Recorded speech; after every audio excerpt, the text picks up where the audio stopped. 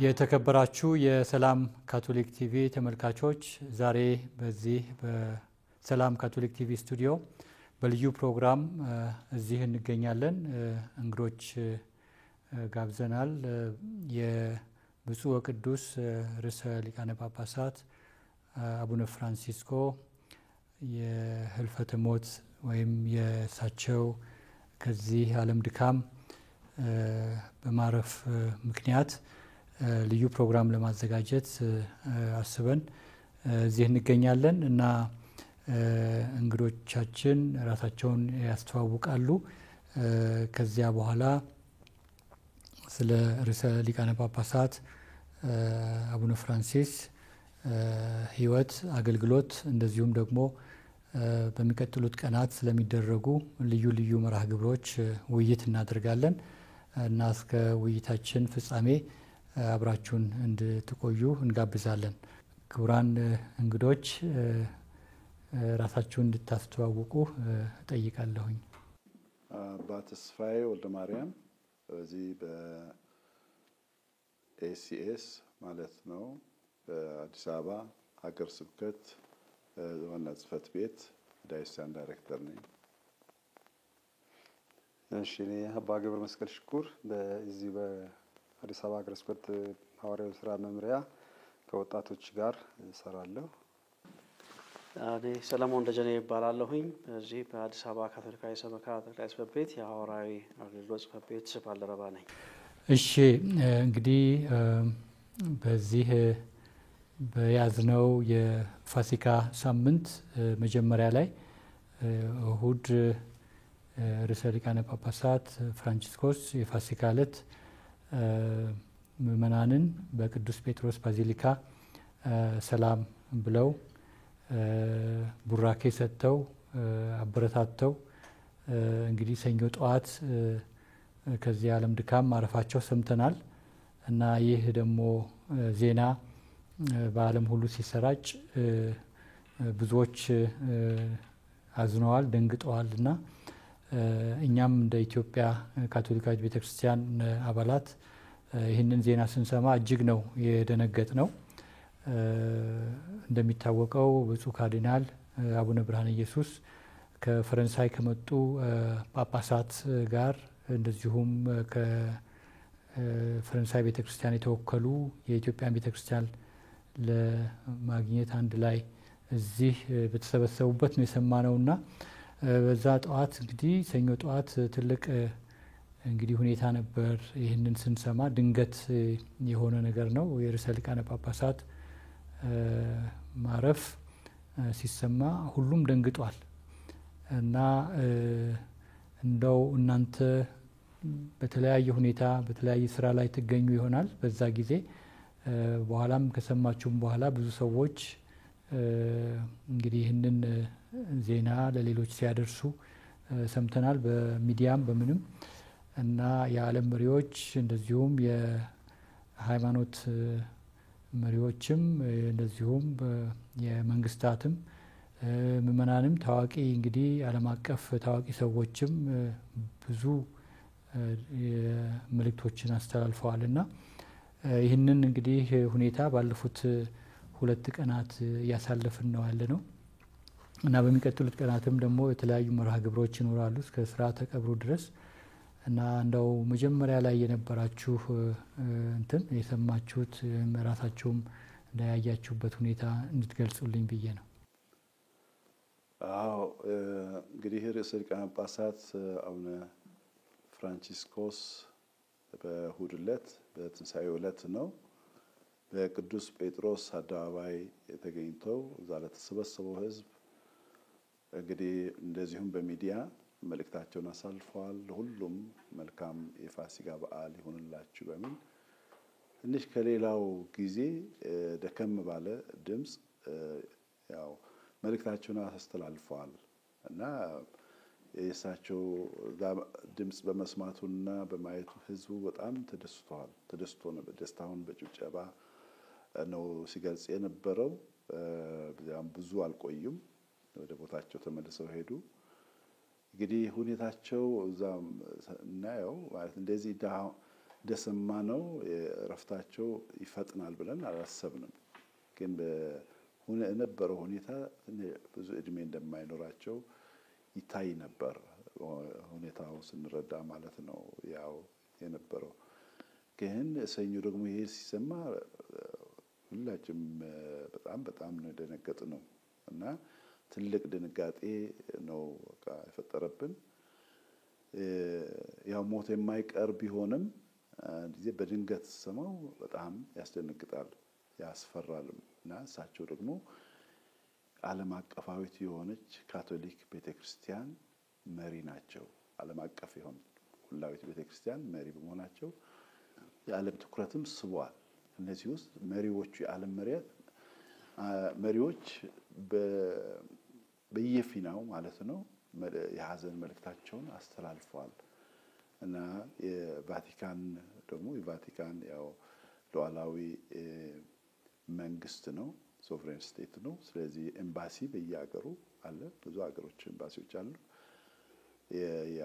በየሀገሩ ያሉት መሪዎችም ለኤምባሲዎች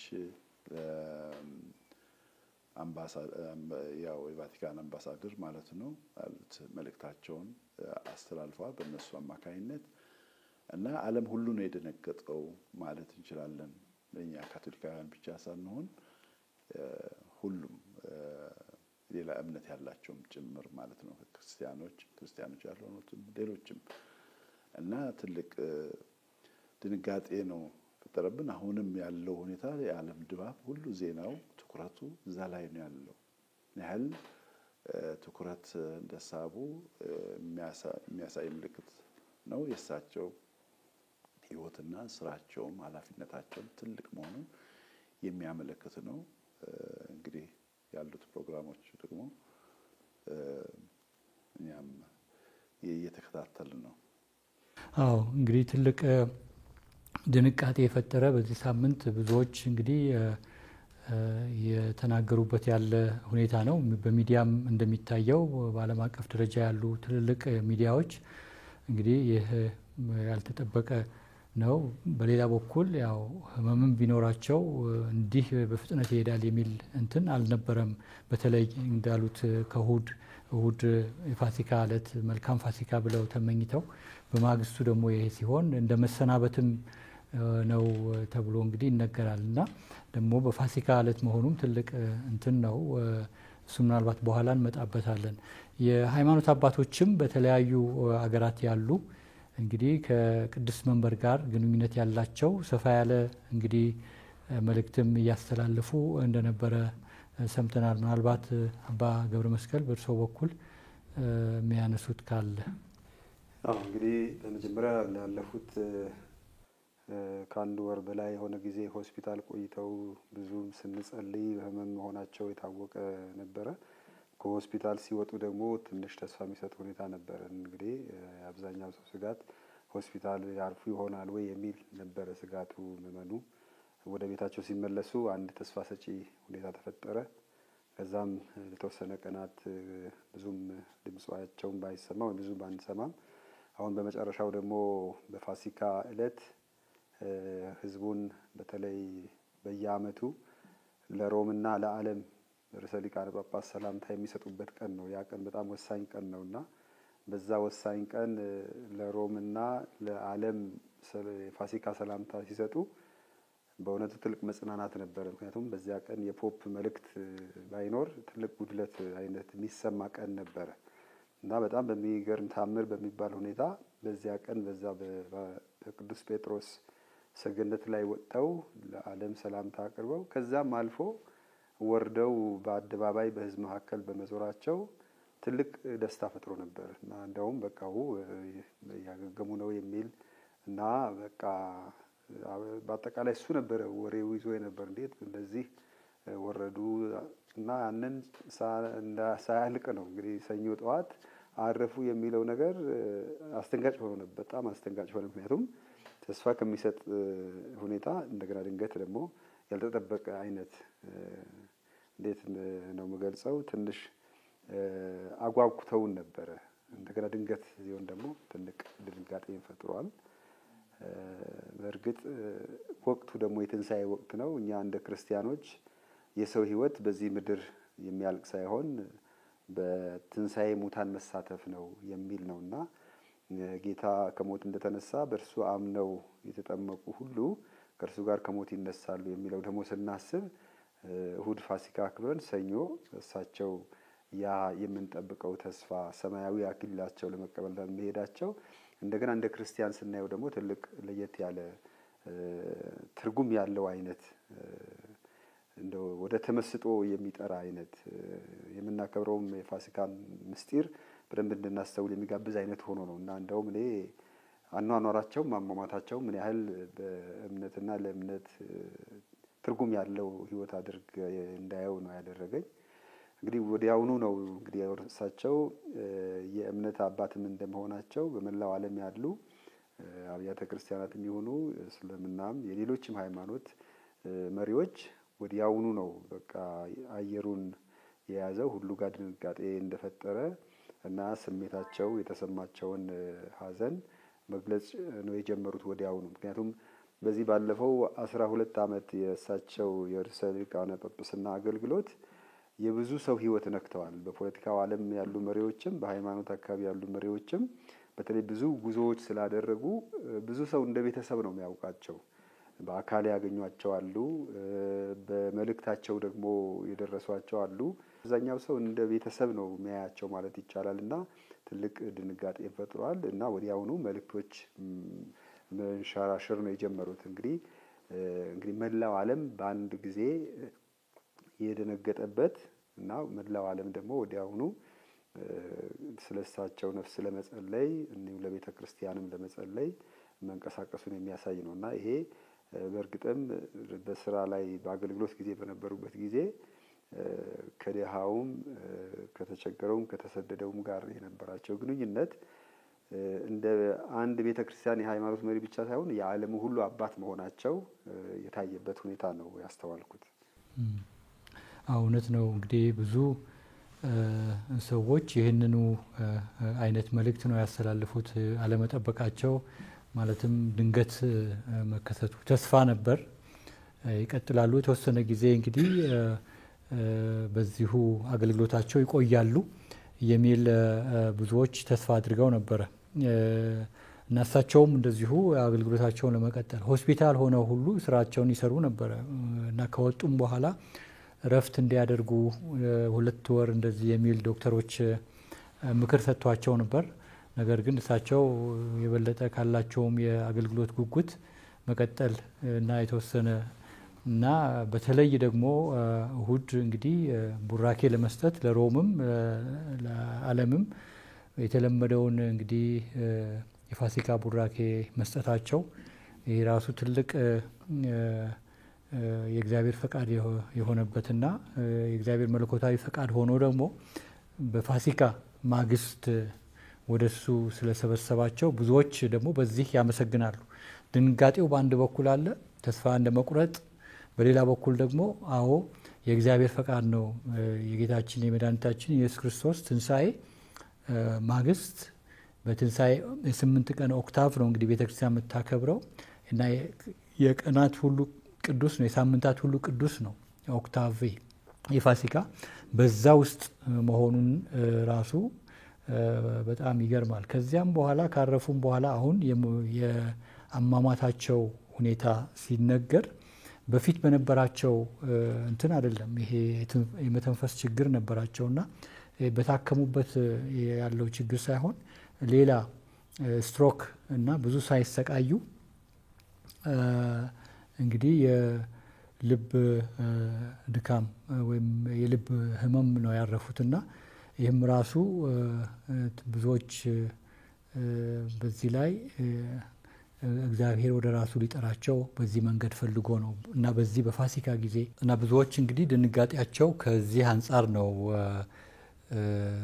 የዓለም ድምፅ የሞራል ድምፅ ነበሩ ርዕሰ ሊቃነ ጳጳስ እና ያንን አጣን የሚል ነው እና መሪዎችም ደግሞ የሃይማኖት መሪዎችም እንዳሉት እንግዲህ አብረው በተለይ የክርስቲያን የተለያዩ ፓትሪያርኮች እንደዚህ እሳቸው የሞራል ድምፅ ሆነው ከነሱ ጋር ሆነው በርቶሎሜዮ ሁለተኛ የኦርቶዶክስ ትልቁ አባት በኮንስታንቲኖፕል መንበር ያሉት አሁን በኢስታንቡል እሳቸው ጋር ረጅም ዓመት ሰርተዋልና ያ ድምጽ እንግዲህ አብሮ የመቆም በዚህ ዓለም ላይ በተለይ የሞራል ኮምፓስ በሚያስፈልግበት ጊዜ እሳቸውን ማጣታቸው ትልቅ እንትን ነው የሚሰማቸው።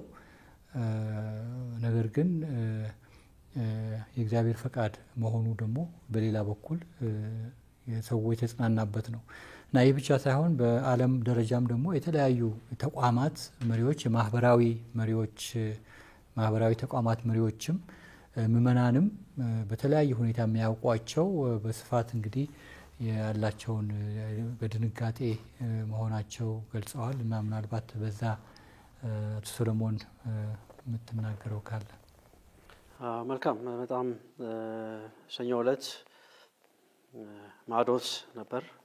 ማዶት መሻገር የሚል ትርጉም አለው ለኛ። ምናልባት እንግዲህ እንደ ክርስቲያን እንደ ካቶሊክ ትልቁ ከትንሳኤ በኋላ ትንሳኤን ከምእመናን ጋር ከካህናት ጋር አሳልፈው ቡራኬያቸውን ሰጥተው የመሻገር ዕለት ወደዛኛው ዓለም መሻገራቸው በአንድ በኩል መጽናናትን ይሰጠናል። ነገር ግን እሁድ የትንሳኤ ዕለት የነበራቸው ከነድካማቸው የነበራቸው ውሱንነት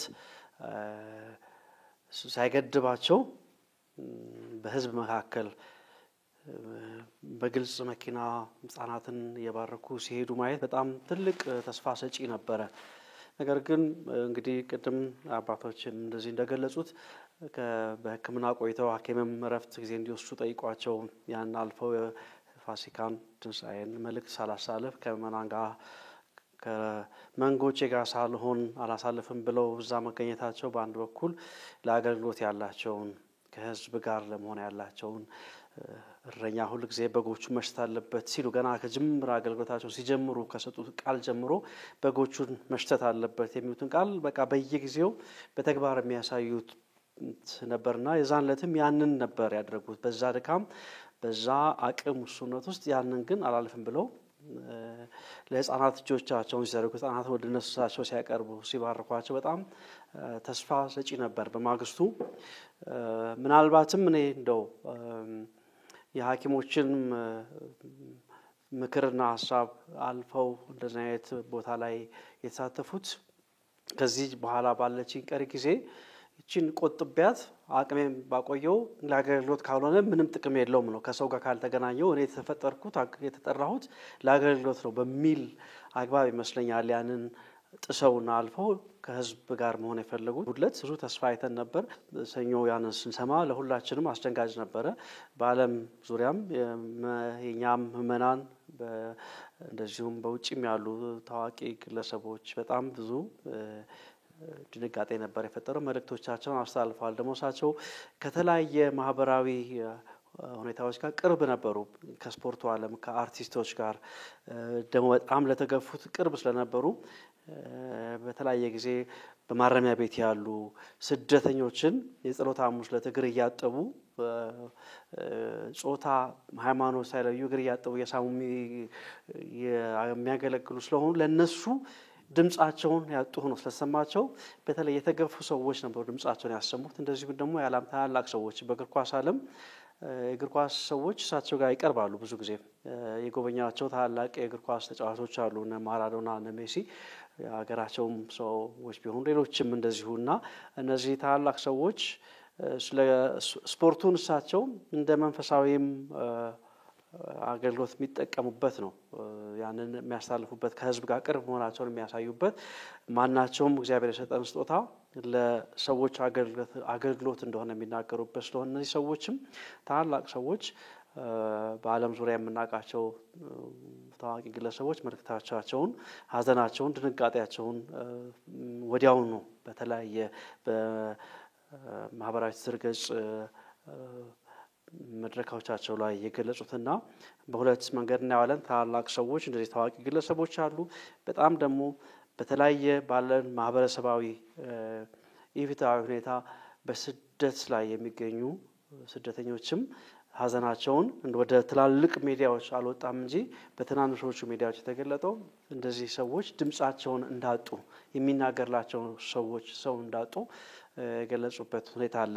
እነሱን በባክግራውንድ የምንሰማቸው ነው። ሚዲያ ላይ የተለያየ ቦታ ትላልቅ ሚዲያዎች ጉብኝት ሲያደርጉ በእንደዚህ አይነት ቦታዎች ላይ ስደተኞችና ማረሚያ ቤት ያሉ ሰዎች ስሜታቸውን የገለጹበት ሁኔታ አለና ይሄ በሀገራችን ደግሞ ምዕመናኖቻችን በጣም በድንጋጤ ውስጥ ነው ያሉት። እንግዲህ በቀጣይ ደግሞ እንግዲህ ወደ የሚኖሩትን የቀናት በመጪዎቹ ቀናት ከቀብር ድረስ ያለውን መርሃ ግብር ደግሞ አብረን የምናየው ይሆናል። እሺ እንግዲህ ይሄ እንግዲህ ዜናው ማረፋቸው ከሰማንበት ጊዜ ጀምሮ የነበረውን ድንጋጤውም እንደዚሁም በሌላ ደረጃ ደግሞ በፋሲካ ወቅት መሆኑም ሰዎች በዚያ የእግዚአብሔር ስራ መሆኑን ማየታቸውን አንስተን ተነጋግረናል። እንግዲህ ቤተክርስቲያን አሁን ቅድስት መንበር በልዩ ሁኔታ ዝግጅት በማድረግ ላይ ትገኛለች። እንግዲህ የርዕሰ ሊቃነ ጳጳሳት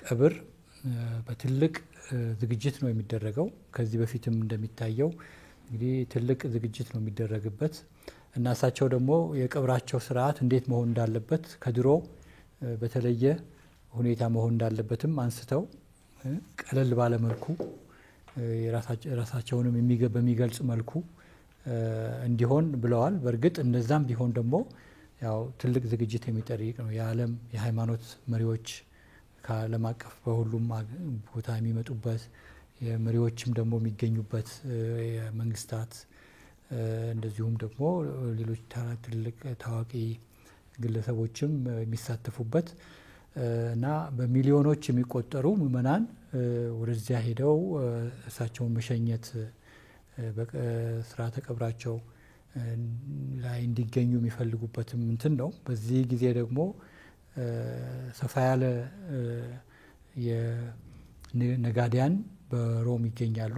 የዚህ የኢዮቤልዩ ዓመትም ስለሆነ ስለዚህ ቅድስት መንበር በልዩ ሁኔታ ነው ይህንን ቀብር ስርዓት ያዘጋጀች ያለችው እና በዚህ እኛም በኢትዮጵያ በሌሎች ሀገሮችም እንግዲህ ይህንን የቀብር ስርዓት ሁሉም ምዕመናን ስርዓት ባለው መልኩ መካፈል እንዲችል ለእሳቸው ነፍስ ረፍት ቅዳሴዎች እንዲቀደሱም ዝግጅት የተደረገ ነው ያለው በመላው ዓለም በጳጳሳት ጉባኤዎች በኩል በሰበካዎች በኩል በገዳማት ይሄ ትልቅ ዝግጅት የተደረገ ነው እና ስለነዚህ እንዳው ዝግጅቶች ትንሽ ለአድማጮች የተወሰነ ግንዛቤ ብንሰጥ በሚል ነው ይህንን ርዕስ የማነሳው እና በኢትዮጵያ ደረጃ ያለውን እናነሳለን። እንደዚሁም ደግሞ በዓለም አቀፍ ደረጃ ያለውን ዝግጅት ደግሞ አንስተን እንድንወያይ ነው እና በእርሶ በኩል የሚያውቁትን በዚህ ላይ ትንሽ ቢነግሩን።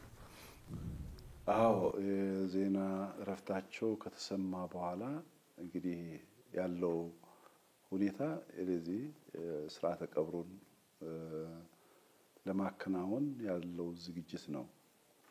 እሳቸው ከሞቱ ወይ ካረፉ በኋላ እዚህ ዓለም ድካም ካረፉ በኋላ ከተወሰኑ ሰዓታት አንድ በእሳቸው በቢሮም ያው በስራ ቤቱም ትልቅ ቦታ ያላቸው ካርዲናል ካሜሬሊንጎ ይባላል። ያንን እረፍታቸውን ያውጃሉ።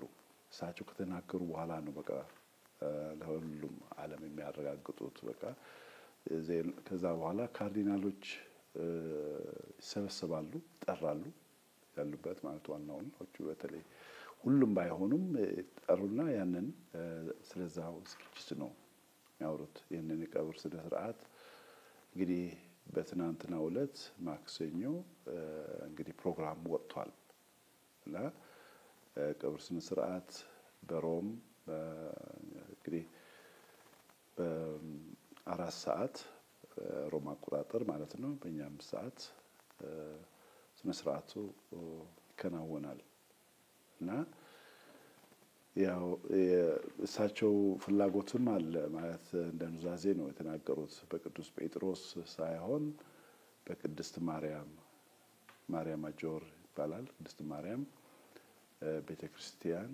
እንዲደረግ ነው እሳቸው ተናዝዞት ሌላው ደግሞ በጣም በከበረ ሁኔታና እንትን ሳይሆን ተራ በሆነ ነገር እንዲደረግ እንዲፈጸም ፈልገዋል።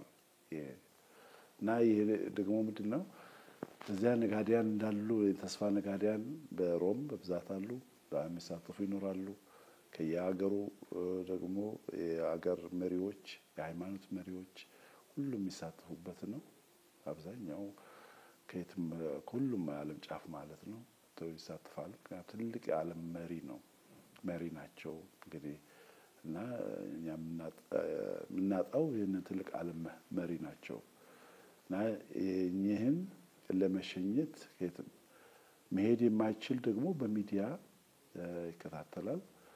ሌላው ያው በየሀገሩ ደግሞ የጸሎት ፕሮግራም ይደረጋል። እኛም ፕሮግራም አለ፣ የጸሎት ፕሮግራም በተለይ አርብ ዕለት በ11 ሰዓት በመድኃኔዓለም በአዲስ አበባ መድኃኔዓለም ቤተክርስቲያን በእንግሊዝኛ ለኢንተርናሽናል ኮሚኒቲም ለሁሉም ለሚመጣው ማለት ነው ዲፕሎማቶች፣ ኤምባሲ ሰዎች ሁሉም የቅዳሴ ስነ ስርዓት አለ። ያው ፍታትም ነው ቅዳሴም ፍታትም ማለት ነው። ቅዳሜ ዕለት ደግሞ ከጠዋቱ 1 ሰዓት ተኩል በእኛ በኢትዮጵያ ስርዓት በካቴድራል ቤተክርስቲያን ቅዳሴና ፍትሐት ይደረጋል። ስለዚህ ሁሉም አካባቢ ያለን ምእመናንም ገዳማውያንም ካህናትም ሁሉም የምንሳተፍበት ነው።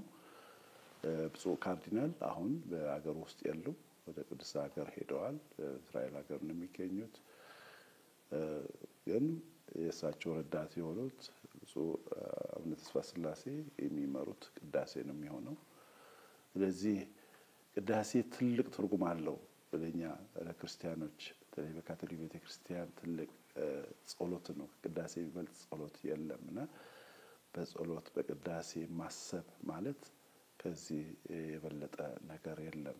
ከሰማያዊ ኢየሩሳሌም ጋር የሚያገናኝ ትልቅ ሂደት ስለሆነ የነዚህ ፕሮግራሞች አሉና በእነዚህ ፕሮግራሞች እንግዲህ ትኩረት አድርገን ሁላችንም የምንሳተፍበት ሁኔታ ማሰብ አለብን ያስባሉ። እውነት ነው። እንግዲህ እሳቸው ለሰጡት አገልግሎት እኛ መልሰን ልንሰጣቸው የምንችለው ጸልዩልኝ እያሉ ብዙ ጊዜ ይጠይቁ ነበረ። ልክ አገልግሎታቸውም ሲጀምሩ ጸልዩልኝ ላገለግላችሁ እግዚአብሔር እዚህ ቦታ ሾሞኛል ወይም ለአገልግሎት ጠርቶኛል ብለው ነበርና አሁንም መጨረሻ ላይ የሰጡት ደግሞ የኑዛዜ ቃል አለ እና ጸልዩልኝ በሚል ቃል ነው የጨረሱት።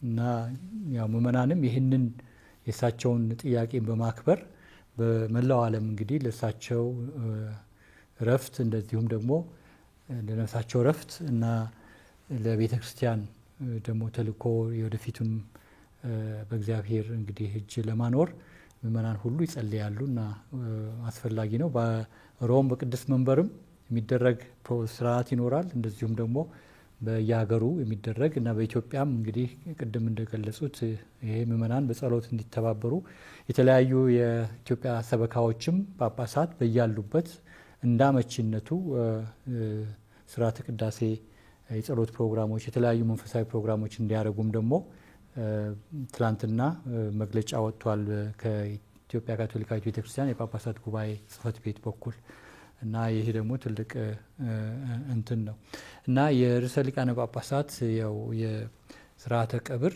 በስፋት እንግዲህ ዝግጅት ላይ እንዳለ ነበረ እየተነጋገርን ያለ ነው እና ይህ ዝግጅት በእውነቱ ልዩ የሚያደርገው ዝም ብሎ አንድ ስርዓት ወይ ቀብር ብቻ አይደለም። ስርዓተ ቀብሩ እንግዲህ የዓለም የካቶሊክ ቤተክርስቲያን መሪ የነበሩ የ1.4 ቢሊየን ካቶሊካውያን በመላው ዓለም ያሉ መሪ ናቸው ርዕሰ ሊቃነ ጳጳሳት። እንግዲህ ማለት እንግዲህ የመንፈሳዊ አባት ሆነዋል። ለካቶሊካውያን ብቻ ሳይሆን የእሳቸው መሪነት የሞራል ድምፅ ሆነው እንግዲህ ማገልገል ከካቶሊካውያንም ላልሆኑት አባት ናቸው፣ መንፈሳዊ አባት ናቸው። እንደዛ ነው የሚያዩዋቸው።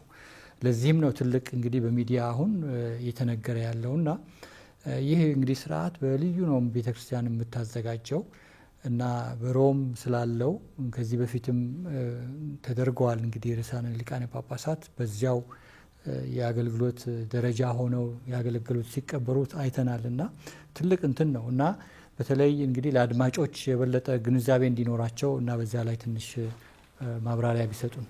አዎ እንግዲህ ቤተክርስቲያናችን ለዘመናት የቆየች ቤተክርስቲያን እንደመሆኗ መጠን ስነ ስርዓቷ ሁሉ ጊዜ ለእያንዳንዱ ነገር አካሄዱ የተቀመጠ ነገር አላት እና ርዕሰ ሊቃነ ጳጳስ ምክትል አይኖራቸውም። ርዕሰ ሊቃነ ጳጳሱ ሲሞቱ መንበሩ ባዶ ነው የሚሆነው። ነገር ግን ከካርዲናሎቹ መካከል ታላቁ የካርዲናሎቹ ታላቅ ካሜርሌንጎ ይባላሉ። እንግዲህ የእሳቸው ተግባር ምንድን ነው? ርዕሰ ሊቃነ ጳጳሱ በሚሞቱበት ጊዜ ከሞታቸው እስከ ቀጣዩ ምርጫ ያለውን ተግባራት የሚመሩ ካርዲናል ናቸው። እንግዲህ ሞታቸውን ከማረጋገጥ የቀብር ስነ ስርዓታቸውን የያዘኑ ሁኔታ እስከ ምርጫ ድረስ ያለውን የሚመሩ ናቸው። እንግዲህ እሳቸው በመጀመሪያ መሞታቸውን በማረጋገጥ በቅርብ ያሉት በተለይ ኩሪያ ያሉ ካርዲናሎችን ሰብስበው ያንን ያውጃሉ። እንግዲህ ምክክር አድርገዋል። ምክክር ያደርጋሉ። ከምክክሩ በኋላ የቀብር ስነ ስርዓት መርሃ ግብር ነው የሚወጣው። በስርዓቱ ደግሞ የ9 ቀን የሀዘን ቀን ይታወጃል። እንግዲህ ኦልሬዲ ታውጇል። 9 ቀናት የሀዘን ጊዜ ታውጇል። እንግዲህ በዚህ ጊዜ ከሚከናወኑ ተግባራት መካከል በሞት የተለዩት ርዕሰ ሊቃነ ጳጳስ አስከሬን በስነ ስርዓት በሕጉ መሰረት ተገንዞ ወደ ሳጥን በማስገባት እያንዳንዱ ነገር በሕጉና በስርዓቱ መሰረት ያከናውናሉ። ከዚያ እሳቸው ደግሞ ብቻቸው እንዳይሆኑ ለ3 ቀን የሚቆዩ በእጣ 3 ካርዲናሎች አብረዋቸው የሚመካከሩ ይመርጣሉ። 3 ካርዲናሎች እና 3 ቀን ይቀያየራሉ እና እነዚያ ውሳኔዎችን ያስተላልፋሉ። ከነዛ ውስጥ መቼ ከሞቱበት ቦታ አስከሬኑ ወደ ቅዱስ ጴጥሮስ ቤተክርስቲያን እንደሚገባ፣ ከዛ ቀብሩ መቼ እንደሚሆን የሚመለከታቸው ነገሮች ይወስናሉ። እና በዛም መሰረት እንግዲህ ዛሬ ሮብ ጠዋት ጀምሮ አስከሬናቸው ወደ ቅዱስ ጴጥሮስ ቤተክርስቲያን ገብቷል። ምእመናን የመሰናበት ጊዜ ይሰጣቸዋል። እንግዲህ ከዚያች ቀን እስከ ቅዳሜ የቀብራቸው ቀን እንዲሆን ተወስኗል። እስከዛ ድረስ ባለው ጊዜ ምእመናን በስነ ስርዓት ይሰናበታሉ። የመሰናበት ጊዜ ይኖራል ማለት ነው እና በዛ መካከል ደግሞ እንግዲህ የቀብሩ ቦታ የት ነው የሚለው እንግዲህ ለረጅም ዓመታት ርዕሳነ ሊቃነ ጳጳሳት ሲያርፉ የመጨረሻ ማረፊያቸው ቅዱስ ጴጥሮስ ቤተክርስቲያን ባዚሊካ ምድር ቤት አለ መቀበሪያ ቦታ። ግን ርዕሰ ሊቃነ ጳጳሳት ፍራንቼስኮስ በራሳቸው ኑዛዜ ከዛ ወጣ ያለ በአብዛኛው ጊዜ ካስተዋል ነው በዚህ በ12 ዓመት የትኛውም ጉዞ ሊያደርጉ ሲሄዱ መጀመሪያ ለመሰናበት ወይም ደግሞ የሷን እመቤታችንን እርዳታ ለመጠየቅ ወደ እመቤታችን ማርያም ቤተክርስቲያን ይሄዱ ነበረ። ሲመለሱም ለማመስገን ከዛ በኋላ ነበር ወደ ቤታቸው የሚሄዱት። አሁንም ከሆስፒታል ሲወጡ ራሱ መጀመሪያ የሄዱት ወደ ማርያም ማጆሬ ቤተክርስቲያን ነው እና በዚያ የተነሳ በጣም ልዩ ፍቅርና አታችመንት አላቸው። ምክንያቱም ህይወታቸውም ጉዟቸውም ከማርያም ጋር የሚል ስለዚህም መቀበሪያዬም በሷ ቤተክርስቲያን ይሁን ብለው ባሉት መሰረት ካሜርሌንጎና ካርዲናሎቹ ኑዛዜያቸውን አይተው ቀብራቸውን በዛ እንዲሆን ተወስኗል። ስለዚህ ቅዳሜ ዕለት በ4 ሰዓት ፍታተ ጸሎት ቅዳሴ መስዋዕተ ቅዳሴ ይደረጋል። እንግዲህ እንደ ካቶሊካዊት ቤተክርስቲያን የጸሎታችን ማዕከልና ቁንጮ መስዋዕተ ቅዳሴ ነው። ፍታተ ጸሎቱ በዛ ይከናወናል። ከዚያ ቀጥታ ወደ ማርያም ማጆሬ ቤተክርስቲያን ነው ለቀብር ለማከናወን የሚሄደው ማለት ነው እና በዚህ ጊዜ በየቀኑ የጸሎት ጊዜ አለ በቅዱስ ጴጥሮስ ምእመናን የሚሳተፉበት እንዲሁም ደግሞ በቀጥታ ስርጭትም የሚተላለፍ። እንግዲህ ርዕሰ ሊቃነ ጳጳሱ እንደ እምነት አባት የ1.4 ቢሊዮን ካቶሊካውያን አባት ናቸው። ከዛ ባለፈ ደግሞ ከተልኳቸውም ለመላው ዓለም እንደ መንፈሳዊ አባት እንዲሁም ደግሞ የሞራል ልዕልና አድርገን የምንቆጥራቸው በመሆኑ አብዛኛው ህዝብ መጥቶ መሳተፍ ይፈልጋል። ነገር ግን ምናልባት ሊሆን የሚችለው የሀገር መሪዎች፣ የእምነት መሪዎች ከተለያዩ ዓለም መጡ ይሆናል።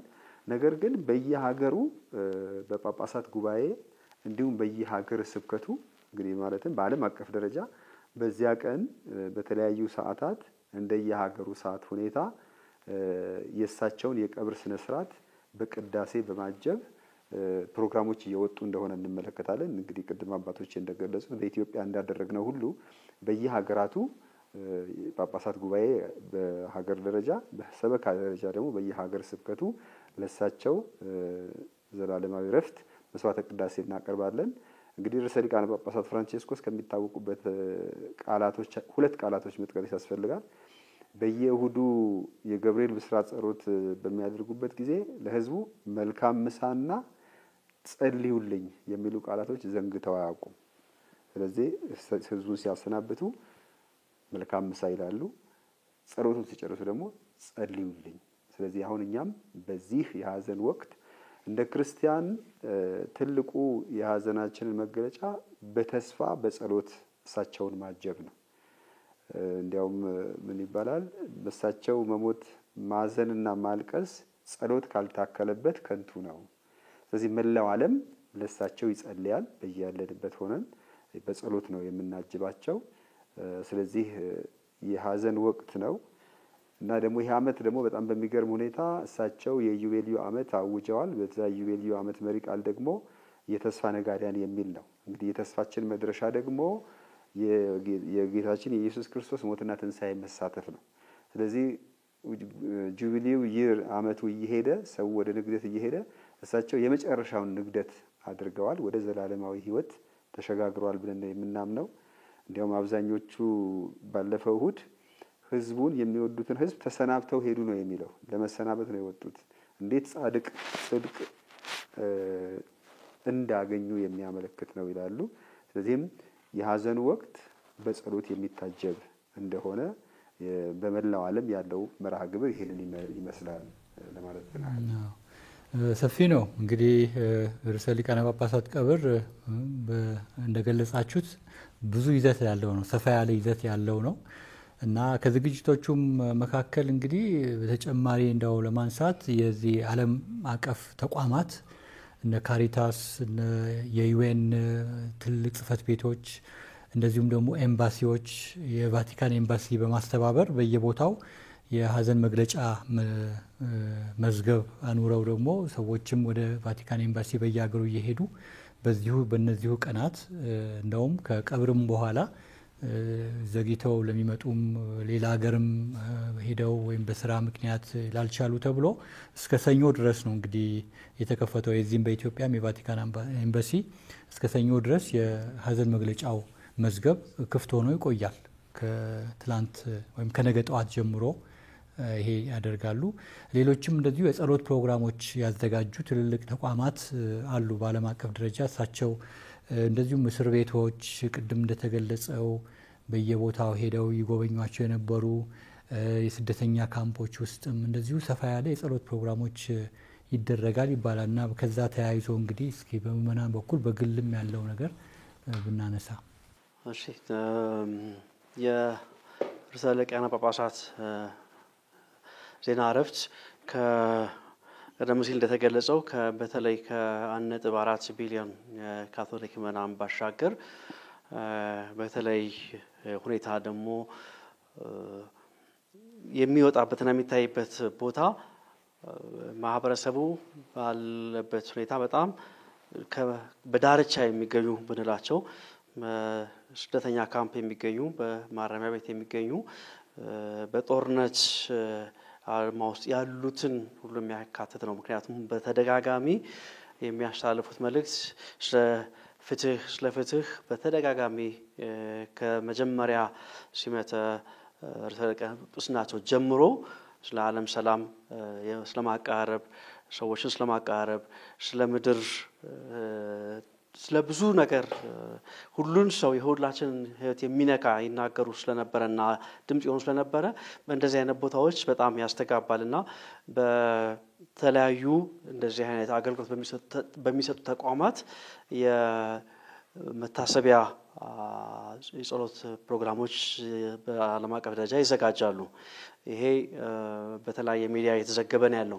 ምክንያቱም እሳቸው ለኤኩሜኒካል ወይም ደግሞ በይነ ክርስቲያናዊ የሆኑ አገልግሎቶች ላይ በጣም ትኩረት የሚሰጡ የበይነ ሃይማኖታዊ ግንኙነቶች ላይ በጣም በስፋት የሰሩና ትልቅ ድምጽ የሆኑ ሃይማኖቶችን በማቀራረብ ለዓለም ሰላም ለምሳሌ በ2019 እንደ አውሮፓውያን አቆጣጠር ከኤምሬትስ በሚገኘው ትልቁ ኢማም አልሐዛር ኢማም ጋር ጠይብ ኢማም ጋር የተፈራረሙት የዓለም ህዝቦች ወንድማማችነት ለሰላም የሚል ሰነድ ተፈራርመዋል። በክርስቲያኖችና በእስልምና እምነት ተከታዮች መካከል ያለውን መቀራረብ ወንድማማችነት ትስስር በመሰረት በማድረግ ለዓለም ሰላም ምን ያክል የኛ ህብረት ጠቃሜታ እንዳለው በጣም ግሩም የሆነ ሰነድ ተዘጋጅቶ በሁለቱ ታላቅ የሃይማኖት መሪዎች የተፈራረሙት አለ። ያንንም መሰረት በማድረግ በአመቱ የተባበሩት መንግስታት ያንን እለት ፌብሩዋሪ 4 የዓለም ወንድማማችነት እና እህትማማችነት ቀን ብሎ ሰይሞታል። ይሄ የሚያሳየው እንግዲህ ቅዱስነታቸው ለዓለም ሰላም ለሰዎች ህብረት የሃይማኖቶች ግንኙነት ላይ በጣም ትኩረት እንደሰጡ ስለሆነ የመንፈሳዊ አባቶችም ሆነ ማህበራዊ አገልግሎት የሚሰጡ ስለ ማህበራዊ ፍትህ ድምጽ የሆኑ ተቋማት በየእምነታቸውና እንደ ልማዳቸው እንደ ባህላቸው እንደ ስርዓት ወጋቸው የተለያዩ መርሃ ግብሮችን በመጪዎቹ ቀናት እያዘጋጁ ይገኛሉ እና ይሄ ለዓለም ትልቅ የእሳቸው እረፍት የሐዘን መግለጫ አጋጣሚ ብቻ ሳይሆን ከሐዘኑ ባሻገር በትስስርና በህብረት አንደኛ በይነ ሃይማኖታዊ ግንኙነቶች ሁለተኛ በይነ ክርስቲያናዊ እንደገና ደግሞ ማህበራዊ ፍትህን አስመልክቶ መልእክቶችም በአንድም በሌላ ለታላቅ ተጽዕኖ ፈጣሪ ሰዎች ለፖለቲካ መሪዎችም የሚደርስበት አጋጣሚ ነው። ምክንያቱም እነዚህ ተቋማት በሚያዘጋጁት መርሃ ግብር የሚዲያ ሽፋን ሲያገኝ የዚህን ኃላፊነት የሚወስዱ የዓለም መሪዎችም የሚያገኙበት ስለሆነ ምናልባት ከሐዘን መልእክትነቱ ባሻገር ከእሳቸው እረፍት ከመጸለይና ስርዓተ ጸሎት ከመፈጸም ባሻገር እንደ ስብከትም የሚያገለግሉ መርሃ ግብሮች ናቸው ለማለት ያስችላልና ይሄን ይመስላል በተለያዩ ማህበራዊ ተቋማትና የሃይማኖት ተቋማት አካባቢ ያለው የእሳቸውን የመዘከር ድባብ። እሳቸው እንግዲህ የምንዘክራቸው ቃሉን በዚያው ለመጠቀም በዚህ ስፋት የምናስባቸው የምናስታውሳቸው እንግዲህ ምክንያት አለ። ምክንያቶቹ እንግዲህ በዋናነት በአንድ ቃል ሲገለጽ ወንጌልን በህይወት በመኖር ለወንጌል አገልግሎት ራሳቸውን ስለሰጡ ነው።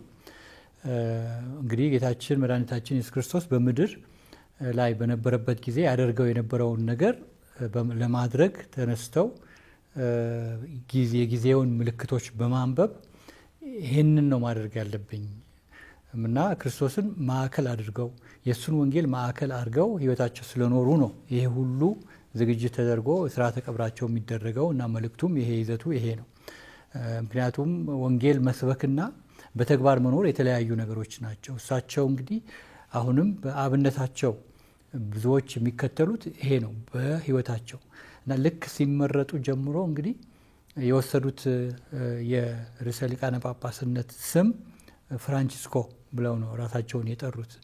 ምናልባትም ታብራሩት አላችሁ እንግዲህ ለምን ፍራንቺስኮስ እንዳሉ እና ሲጀምሩ ራሱ አንድ ትልቅ ዓላማ እንደነበራቸው እንደ ሊቀ ጳጳስም አርጀንቲና ኖረው ከዛ በኋላ ደግሞ ወደ ርዕሰ ሊቃነ ጳጳሳት ሆነው የሮም ጳጳስም ሆነው ሲመረጡ ያንን የነበራቸውን ተነሳሽነት በጣም የሚያሳይ ነበር እና ዛሬም እንግዲህ ስናስባቸው እንዴት ነው የምናስታውሳቸው የሚለው ላይ ትንሽ እንትን ብናደርግ ጥሩ ነው። ዓለም በምን ሁኔታ ነው እሳቸውን የሚያስታውሳቸው? እንግዲህ አሁን በእርግጥ የእሳቸው ሌጋሲ እሳቸው የሰጡን ሀብት በሚቀጥሉት እንግዲህ ወራት የበለጠ ውይይት የሚደረግበት ይሆናል። አሁን ቤተክርስቲያን በዚህ ጊዜ እዛ ውስጥ አይደለችም ብዙ የምትናገረው። አሁን ሀዘን ላይ ነን ያለነው። አሁን ስለ እሳቸው ማረፍ በዛ ዙሪያ ላይ ውይይት የምናደርገው። በእርግጥ ግን በትንሹም ቢሆን ለምንድነው ይሄ ሁሉ ዝግጅት ተደርጎ ስርዓተ ቀብራቸው የተዘጋጀ ያለው የሚለውም ማን ነበሩ ርዕሰ ሊቃነ ጳጳሳት ፍራንቺስኮስ የሚለው ላይ ትንሽ ለአድማጮች ግንዛቤ ብንሰጥ በሚል ነው። አዎ ርዕሰ ሊቃነ ጳጳሳት ቅዱስ አባታችን አቡነ ፍራንቺስኮስ በዓለም ደረጃ እኛ ለካቶሊካውያን ብቻ ሳይሆን በዓለም ደረጃ ተጽዕኖ ፈጣሪ ከሆኑ መሪዎች በግንባር ቀደምትነት የሚጠቀሱ ናቸው። እንግዲህ ቀደም ብሎም ተጠቅሰዋል። ስለ ሰላም፣ ስለ ፍትህ፣ ስለ አንድነት ለድሆች እና ለተገለሉ ሰዎች በተለይ አስተዋሽ የሌላቸው ያለምንም ልዩነት ባለ ሃይማኖትም ጾታም ሌላም ኢኮኖሚ ደረጃም ሊሆን ይችላል ምንም ልዩነት ሳያደርጉ ሁሉንም የሚያቀርቡ የሁሉም አባት መሆናቸው ነው እንግዲህ የሁሉ ትኩረት የሚሰጠው። እና በዓለም ደረጃ ደግሞ ጳጳሱ የሮም ጳጳስ ምን አሉ ነው የሚሉት ሁሉም መሪዎች የሳቸው ድምጽ በጣም ያከብራሉ። ምንም እንኳን ሀያላን ለአሜሪካ አይነት ሀያላን መንግስታት ቢኖሩም የሳቸው ድምጽ ግን በጣም ያከብራሉ። ትልቅ ድምጽ ትልቅ ቅድም እንደገለጹት የሞራል ድምጽ ናቸው። ድምጽ ለሌላቸው ድምጽ ይሆናሉ። እና ለስደተኞች የነበራቸው ትኩረት በጦርነት ለሚሰቃዩ እና ከቦታቸው ከቀያቸው ለተሰደዱ ሁሉም በማሰብ ነው። እንግዲህ እነዚህ የሳቸው ለጋሲ አንድና ሁለት ብሎ የሚታለፍ ነገር አይደለም። በጣም ብዙ ነው። ሙሉ ቀን ብንውልበትም አያልቅም። እና ከዚያም አልፎ ለተፈጥሮ የነበራቸው እንክብካቤ ለተፈጥሮ ሲባል ለእጽዋት ሊሆን እንስሳት ሊሆን ለአፈር ይሆናል ለሁሉም ማለት ነው። ሰውም ጭምር ማለት ነው። እና ያንን አሁን ለዚህ ዋናው መሳሪያ አድርገው የተጠቀሙበት ላውዳቶ ሲ የሚል አንድ ትልቅ መልእክት ነው። ቤተክርስቲያን ኦፊሻላዊ የሆነ መልእክት ያም ከቅዱስ ፍራንቺስኮስ የተወሰደ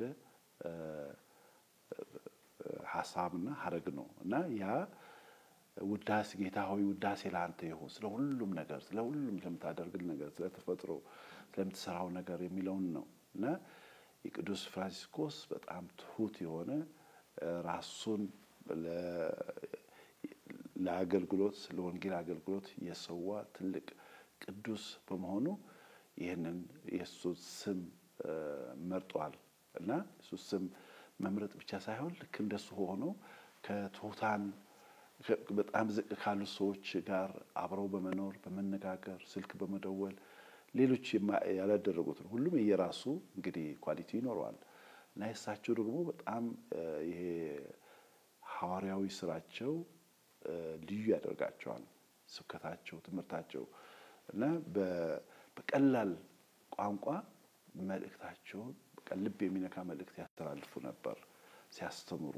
የሳቸው ትምህርት ለማዳመጥ ሁሉም ነው የሚጓጓው የሚጠብቀው ነበርና ይሄ ነው ማለት ትልቅ ቦታ አላቸው በዓለም ደረጃ። እንግዲህ እንደዚህ አይነት መሪ ማጣት ማለት በዓለም ደረጃ ትልቅ ጉዳት ነው። ቢሆንም የእግዚአብሔር ፈቃድ ስለሆነ ጌታዊ እንደ ፈቃድ ይሁን ብለን የምንቀበለው ነውና በጸሎትም እኛም የእሳቸው ለጋሲ ሁሉም ማለት በተለይ በስልጣን ላይ ያሉ ሰዎች እሳቸው ለጋሲ የሚቀጥሉበት ሁኔታ ነው ማየት ያለባቸው። ስለ ፍትህ ይሁን ስለ ሰላም ይሁን ስለ አንድነት ለዚህ አስተዋሽ የሌላቸው ሁሉንም ነገር ስደተኞችም ይሁን በማሰብ መስራት የሚገባቸው ነው። ጥሩ እንግዲህ ሰፋ ያለ የአገልግሎት መስክ ላይ ጠንከር ብለው በአገልግሎት እንደቆሙ ነው የገለጹልን። እና ይህንንም አገልግሎት ሁሉ ሲሰጡ እንደው ህይወታቸው ራሱ በምንመለከትበት ጊዜ ያንን ያንጸባርቅ ነበር። እና ይህንን የእሳቸውን ህይወት በተመለከተ ከመጀመሪያ ጀምሮ ለሰው ቅርብ የሆኑ አባት ነበሩና ብዙዎች እንግዲህ በትልቅ ደረጃ ላይ ያሉት ሳይሆኑ ታች የማህበረሰቡ የመጨረሻ ክፍል የተባሉት የማህበረሰብ ክፍሎችም እሳቸውን ያስታውሳሉ እና ይህንን የሚያስታውሱበት ደግሞ ምክንያት አላቸው። አዎ እንግዲህ ከመመረጣቸውም በፊት ርዕሰ ሊቃነ ጳጳሳት ፍራንቼስኮስ ጆርጅ በርጎሊዮ ሊቀ ጳጳስ የአርጀንቲና ቦነስ አይሬስ በነበሩበትም ጊዜ ካርዲናልም ሆነው በጣም በትህትናቸው የሚታወቁ ናቸው። በጣም ዓለም ከመጀመሪያውም በዚያ ነው ምልክት በእውነቱ ልዩ ስሜት የፈጠሩት ትህትናቸው ነው። ምክንያቱም እንደ ካርዲናል ሆነው ከድሆች ጋር በፐብሊክ ትራንስፖርት እየሄዱ የታመሙትን ድሆችን የሚጎበኙ የነበሩ ለራሳቸው እንኳን አብስለው ይበሉ የነበሩ በጣም ትሁት አባት ነው የነበሩት። በዛ ነው የሚታወቁት። ወደ ሮምም እንግዲህ ርዕሰ ሊቃነ ጳጳስ ሆነው ሲመረጡም እንግዲህ እንደውም እሳቸው ስሙን እንዴት እንደወሰዱ ሲናገሩ እሳቸው ስለ ድሆች ያላቸውን ቀረቤታና ቅርበት የተረዱ አንድ ካርዲናል በጆሮ የጠጋ ብለው ድሆችን እንዳትረሳ ብለውኛል። ያንሳት ነው በቃ ስሜ ፍራንቺስኮ መሆን አለበት አልኩኝ ብለው ሲናገሩ ምስክርነት ይሰጡ ነበር። ምክንያቱም ፍራንቺስኮ የድሆች ወንድም የሆነ የድሆች አገልጋይ የነበረ ለድሆች ትኩረት የሚሰጥ ራሱን ድሃ ያደረገ ቅዱስ ስለሆነ ያንን ስም መውሰዳቸውን ይገልጻሉ። እና ደግሞ ሌላ በጣም ቢቀርመው በዛ በተመረጡበት ምሽት ህዝቡን ሰላም ለማለት በዚህ በቅዱስ ጴጥሮስ ሰገነት ብቅ ብለው ሌላ ጊዜ ተደርጎ የማያውቅ ሌላ ጊዜ እኛ የምናውቀው ርዕሰ ሊቃነ ጳጳሱ ህዝቡን ሲባርኩ ወይም ሲጸልዩ ነው። እሳቸው ግን ዝቅ ብለው ጸልዩልኝ በማለት ህዝቡን አስገርመውታልም አስደንግጠውታልም። እና እኔ የህዝቡ ጸሎት ያስፈልገኛል ጸልዩልኝ ብለው እንደዚህ አጎነበሱ። እና ፒያሳው በፍጹም ጸጥታ ነው የተዋጠውና ለጥቂት ደቂቃ በጸጥታ ተጸለየላቸው። እና ትህትናቸው አንዱ ትልቁ መገለጫቸው ነውና እንዲያውም ብዙዎቹ የሚሏቸው እኚህ ትሁት ናቸው። በቃ እንደኛ እንደ ማንኛውም ሰው እንደ ተራ ሰው የርዕሰ ሊቃነ ጳጳስናን ወንበር ወይም ኃላፊነት በቃ ዝቅ አድርገው ወደ ህዝቡ ወደ እያንዳንዱ ቤት ያመጡት ነው ይላሉ። ሌላው ለድሆች ያላቸው ቅርበት ድህነት ብዙ አይነት ነው።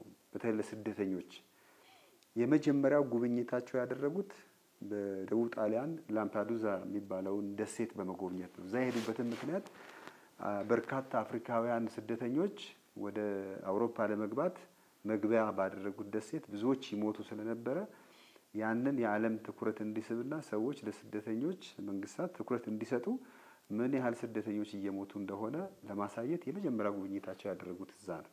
እና በዚያም በጣም ዓለምን አስደንቀዋል። እና ለተሰደዱት ለስደተኞች እንግዲህ ድህነት ሲባል በኢኮኖሚ ብቻም ሳይሆን በሰብአዊ ክብር እንዳይጎዱ ስደተኞች ትኩረት እንዲሰጥ ያደረጉበት አጋጣሚ አንዱ ትልቅ ነው። እና በስደተኞች ላይ የነበራቸው አቋም የሰው ልጅ ተቸግሮ ነው የሚሰደደው። ስለዚህ ማንም ሰው ስደተኛን መቀበል አለበት። ሰው የትም ሰክቶ ፈርቶ ሲሸሽ መቀበል እንጂ በር መዝጋት አያስፈልግም የሚል በእውነቱ አብዛኛው የሰው ልጅ የነካ አቋምና አካሄድ ነበራቸው። ትምህርታቸውን በዛ ላይ የሚያተኩር ነበር። አንዳንዴም ወደ መካከለኛ ምስራቅ ጉዞ በሚያደርጉበት ጊዜ ስደተኞች በራሳቸው አውሮፕላን ይዘው የመጡበት ጊዜ አለ። እና ሮም አምጥተው በራሳቸው ቤት ለማኖር እንዲሁም ደግሞ ሌሎችም ያንን ምሳሌ ተከትለው ስደተኞች እንዲያስጠጉ ስደተኛ መሸሽ ሳይሆን አስጠጉ የሚል። ሌላው ትልቁ ደግሞ ስሜት የሚፈጥረው ስለ ጦርነት የነበራቸው እንደውም ብዙ ጊዜ ምን ይሉ ነበር? ሶስተኛው ዓለም ጦርነት በቁጭ ተጀምሯል እና የተኩስ አቁም አድርጉ፣ ጦርነት ይብቃ፣ ጦርነት የሰው ልጅ አጥፊ ነው የሚለው ነገር በተለይ ስለ ጦርነት በጣም ይናገሩ ነበር። አሁን እሁድ ድረስ ራሱ የመጨረሻ ቃላቸው ተኩስ አቁም የሚል ነው። በዚህ በጋዛና በፍልስጤም አካባቢ ያለው ተኩስ አቁም በጣም ደጋግመው የተናገሩት ተኩስ አቁም የሚል ቃል ነበር። ስለዚህ ጦርነት ምን ያህል ውድመት እያደረሰ መሆኑን የሰው ልጅ ጠላት መሆኑን እንድንረዳ በጣም አጥብቀው ይናገሩ ነበር። ስለዚህ በእነዚህ አቀራረባቸው ስብከተ ወንጌል የዓለም ሁሉ ትኩረት እንዲሰጥ ወይም ደግሞ በሰፊው የተጠቀሙበት መሆኑን ነው የምንመለከተው። የአንድ ቤተክርስቲያን መሪ ብቻ ሳይሆን የዓለሙ ሁሉ የሞራል ሚዛን ሰብአዊ ክብርን በተመለከተ ያሳዩት ተነሳሽነትና ተሳትፎ የእሳቸው መሞት አሁን ለዓለም አንድ የሞራል ሚዛን ጎደለን ብለን እንዲልና መላው ዓለም እንዲሰማ ያደረገው አንዱ እሱ ነው እና በትልቁ ሊሰመርበት የሚገባው እሱ ነው። ሌላው ይቅርታ እንደሚያስፈልግ ዓለማችን ልትታደስ የምትችለው በምህረት መሆኑን በማወጅ ታስታውሱ እንደሆነ በ2015 የምህረት ዓመት አውጀው ነበረ። የምህረት ዓመት መላው ዓለም ልዩ የዩቢሊዩ ዓመት በምህረት ላይ ትልቅ በዛ ዓመቱ ሙሉ ስለ ምህረት ተሰብኳል።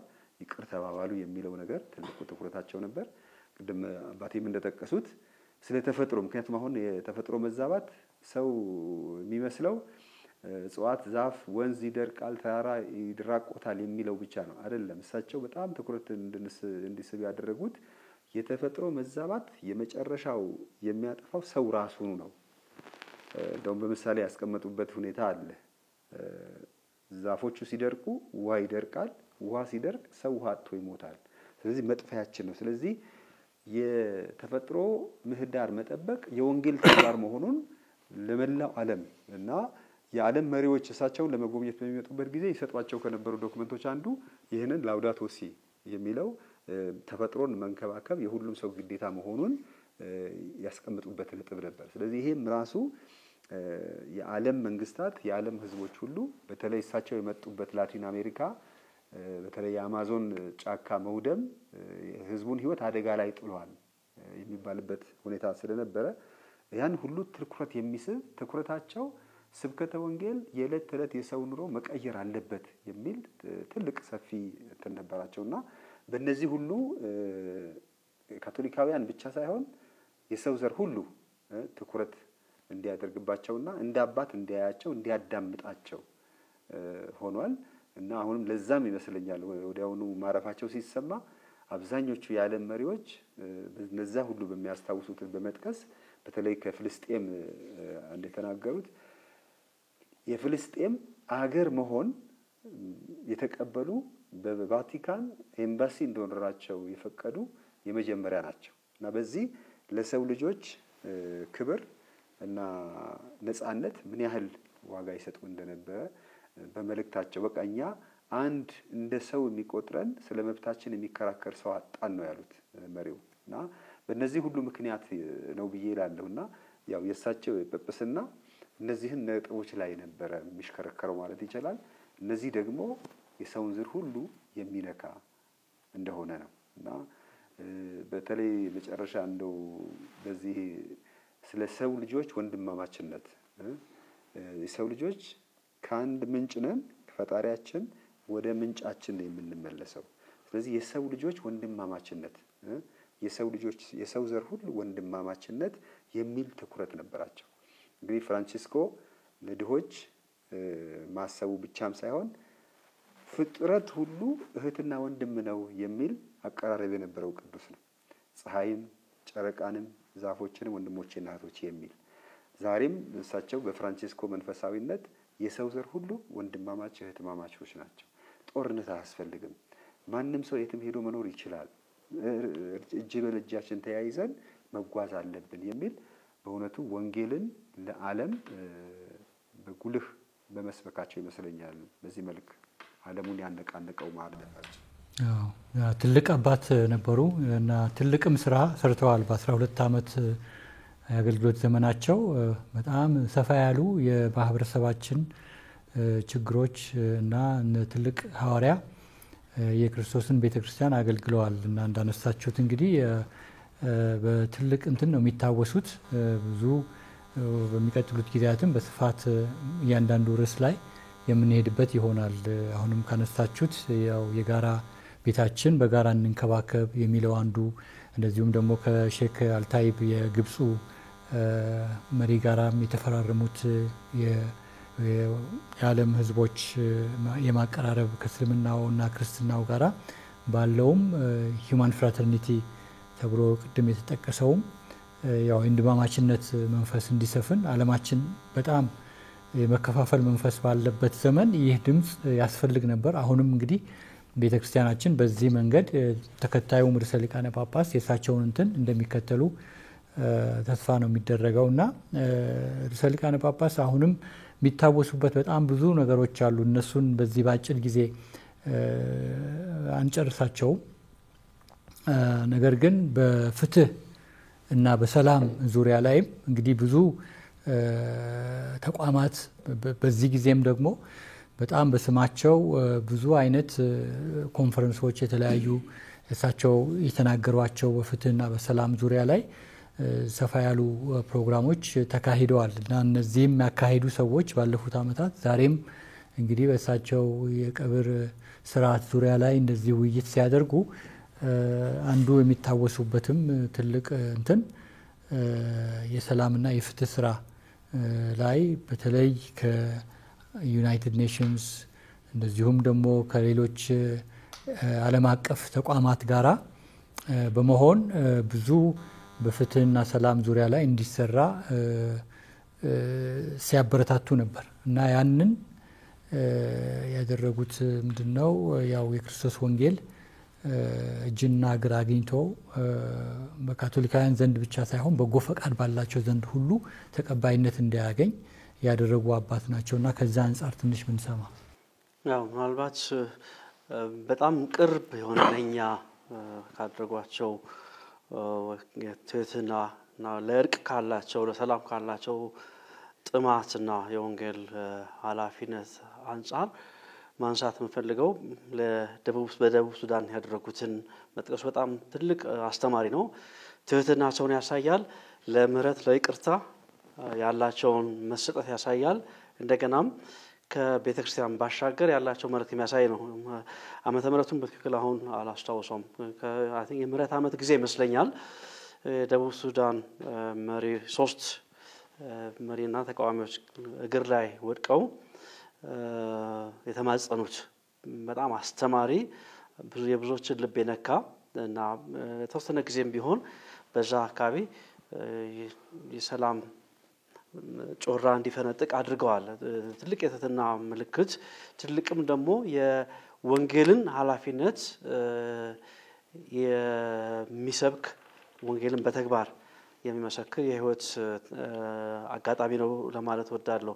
ምክንያቱም ያለ ሰላም ያለ ምህረት ያለ እርቅ ሰላም የለምና ለሰላም ሁሉ ጊዜ ልባችን ለይቅርታ ዝግጁ መሆን እንደሚገባው ያስተማሩበት አግባብ ነውና የእሳቸውን ዓለም አቀፋዊ ትልቅነት ተሰሚነታቸውን ያንን ትተው እንደሚያገለግሉት እንደ ክርስቶስ ዝቅ ብለው እሱ የደቀ መዛሙርቱ ነገር እንዳጠበ ያንን ደግሞ እሳቸው የምህረት የይቅርታ ጥሪ ለማድረግ እነዚህ ሰዎች መሪዎች እግር ላይ ወድቀው ለህዝባችሁ ብላችሁ በስቃይ በጦርነት ንዳድ ውስጥ ለሚገኙ ለነዚህ ህዝቦች ብላችሁ እርቅን ፍጠሩ ብለው እግራቸው ላይ ወደቁ። ይሄ እንግዲህ ዛሬ ለእያንዳንዳችን በየቦታው የሚያስተጋባ የወንጌል የሚያንኳኳ ጥሪም ነው። ለነዚህ ለሶስት መሪዎች ብቻ ሳይሆን ሀገራችን ላለችበት ሁኔታ እንደዚሁም በተደጋጋሚ የሚጠሩት ፕሬዝዳንት ፑቲን ባነጋገሩ ጊዜ ያቀረቡላቸው ጥሪ የሁለት ሀገሮች ጦርነት አይደለም፣ ይሄ የዓለም ትንሹ ጦርነት መጀመሪያ ነው ብለው በጣም በአበክረው የተናገሩት መልእክት ነው።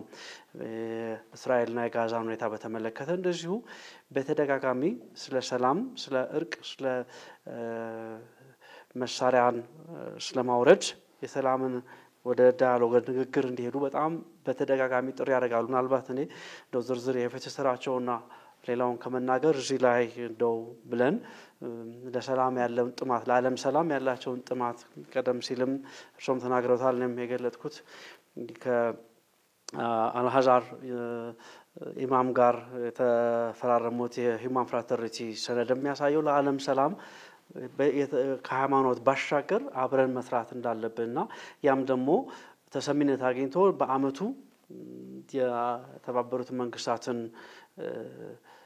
ትኩረት ስቦ ሂውማን ፍራተርኒቲ ዴይ መታወጁ የእሳቸው አሻራ ነው እና እንደዚህ አይነት ነገሮች እሳቸው ለዓለም ሰላም ያላቸውን ጥማትና ተልእኮ የሚያሳይ ስለሆነ ትልቁ የምናስባቸው ትልቁ መልእክታቸው እንግዲህ ሰላም በምህረት በይቅርታ በሰዎች እርስ በርስ መተሳሰርና በሰዎች ወንድማማችነትና እህትማማችነት እንደሚመጣ ለይቅርታ ልብ መከፈት እንዳለበት የእግዚአብሔርን ምሕረት በዚሁ በሰዎች ይቅር መባባል እንደሚገለጥ በተደጋጋሚ ያስተማሩበት ነው። ለማጠቃለል በእኔ በኩል ያለኝን ሀሳብ ቅድም አባ ሀሳቡን አንስተውት ነበረ።